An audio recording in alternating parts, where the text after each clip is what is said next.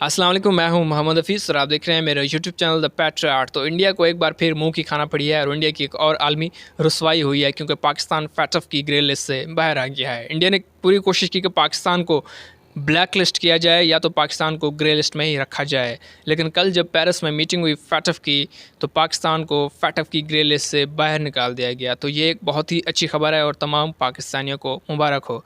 जून 2018 में पाकिस्तान को फैटफ की ग्रे लिस्ट में डाला गया था। पाकिस्तान पर इल्ज़ामात थे कि पाकिस्तान टेरर फाइनेंसिंग और मनी लॉन्ड्रिंग में शामिल है, इसलिए ग्रे लिस्ट में डाल दिया गया था और तब से लेकर अब तक पाकिस्तान फैटफ की ग्रे लिस्ट में मौजूद था। जून 2022 में जब मीटिंग हुई फैटफ की तो ये फ़ैसला किया गया था कि पेरिस क्लब की जब मीटिंग आइंदा होगी नेक्स्ट टाइम तो पाकिस्तान को ग्रे लिस्ट से निकाल दिया जाएगा, क्योंकि 34 पॉइंट का जो एक्शन प्लान फैटफ ने पाकिस्तान को दिया था उस पर पाकिस्तान ने अमल दरामद कर लिया था, उस पर एक्ट कर लिया था, उसके पूरे 34 नुकात पूरे कर लिए थे।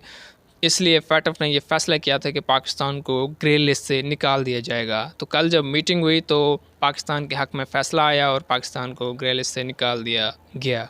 ये एक बहुत ही अच्छी खबर है। इस अरसे के दौरान इंडिया ने पूरी कोशिश की थी कि पाकिस्तान को ब्लैक लिस्ट कर दिया जाए, लेकिन पाकिस्तान के दोस्त ममालिक ने पाकिस्तान का साथ दिया, जैसे Malaysia, Indonesia, Turkey, China, Saudi Arabia. इन तमाम ममालिक ने पाकिस्तान की हेल्प की, पाकिस्तान को सपोर्ट किया फैटफ में, क्योंकि ये फैटफ के मेंबर हैं, पाकिस्तान फैटफ का मेंबर नहीं है।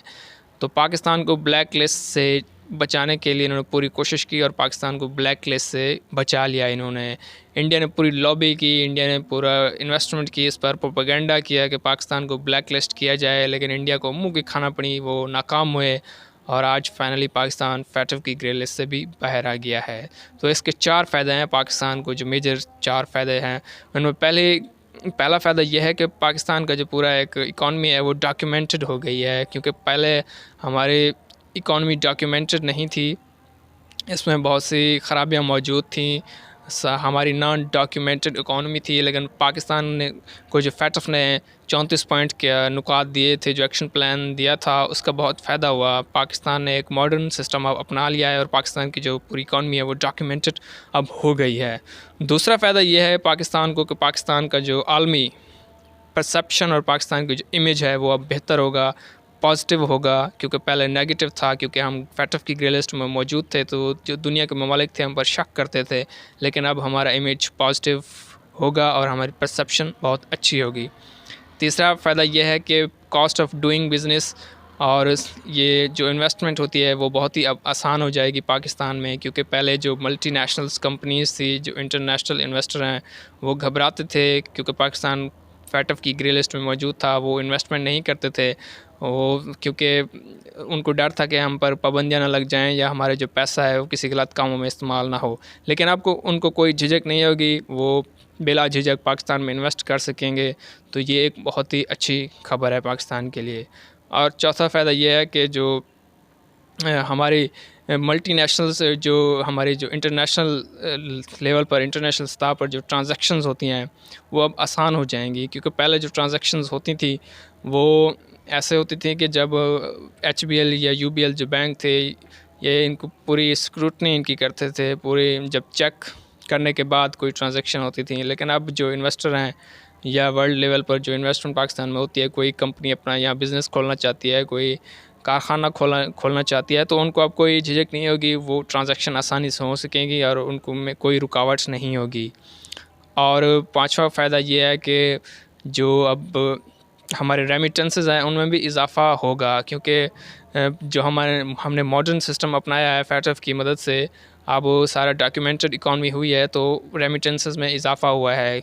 क्योंकि पहले जब लोग पैसे भेजते थे तो वो कोई इलीगल तरीके से भेजते थे, लेकिन अब सारे पैसे पाकिस्तान में लीगल तरीके से आ रहे हैं, तो सारी हमारी इकॉनमी डॉक्यूमेंटेड हुई है, तो रेमिटेंसेस भी अब लीगल वे से आती हैं, इसलिए पाकिस्तान के रेमिटेंसेस में भी इजाफ़ा हुआ है और इस चीज़ का पाकिस्तान को बहुत ही ज़्यादा फ़ायदा होगा।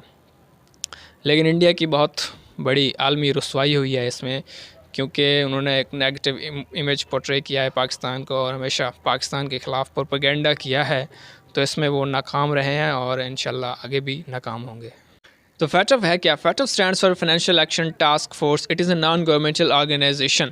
FATF is also known as Money Laundering and Terror Financing Watchdog. इसका वजूद 1989 में फ्रांस के दारुल-हुकूमत पेरिस में आया था और वो कंट्रीज़, वो ममालिक जिन्होंने इसको बनाया था और फंडिंग कंट्रीज़ में G7 ममालिक शामिल हैं। G7 ममालिक ने इस ऑर्गेनाइजेशन को बनाया था। G7 ममालिक में Japan, Canada, America, Germany, France, United kingdom और इटली शामिल हैं। इन कंट्रीज़ ने इस ऑर्गेनाइजेशन को बनाया था और तब से लेकर ये ऑर्गेनाइजेशन अब तक काम कर रही है। पहले जो इसका मेन पर्पस और मेन एजेंडा था वो था मनी लॉन्ड्रिंग। वर्ल्ड लेवल पर जो फाइनेंशियल इश्यूज़ होते हैं, वर्ल्ड लेवल पर जो रकूम की अदायगी होती है, उसको बेहतर और शफाफ बनाना था।